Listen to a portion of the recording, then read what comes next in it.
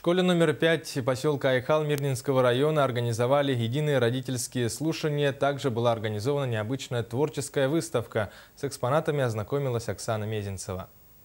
Совместная выставка средней школы номер 5 и центра Харысхал была организована благодаря взаимодействию учителей, учеников и их родителей. Основная цель – показать, что семья – это единое целое. Так, например, в семье Ищук почти все члены семьи занимаются бисероплетением. Итог – многочисленные уникальные творческие работы, которые смог увидеть каждый, кто посетил выставку. Я не только помогал оформлять выставку, но и представил работу вышивания бисером. Поделился с другими традициями в своей семье. Вышивали все вместе. Бабушка, мама и я. В процессе подготовки к выставке удалось выявить не одну семью с различными семейными традициями. Кто-то увлекается резьбой по дереву, есть семьи, в которых вяжут крючком. Это Микки Маус. Мы сделали эту работу, я выполнила со своей мамой. Я очень люблю вышивать.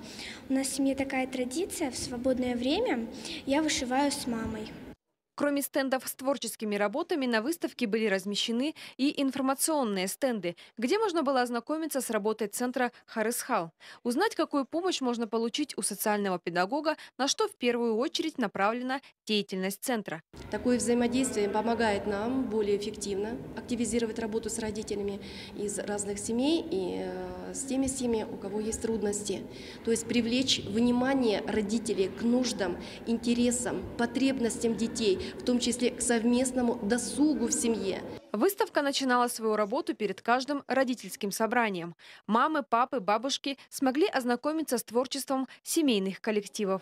Возможно, для многих это станет стимулом для зарождения какой-либо традиции и в своей семье. Оксана Мезенцева, Андрей Шаповалов, телерадиокомпания «Алмазный край».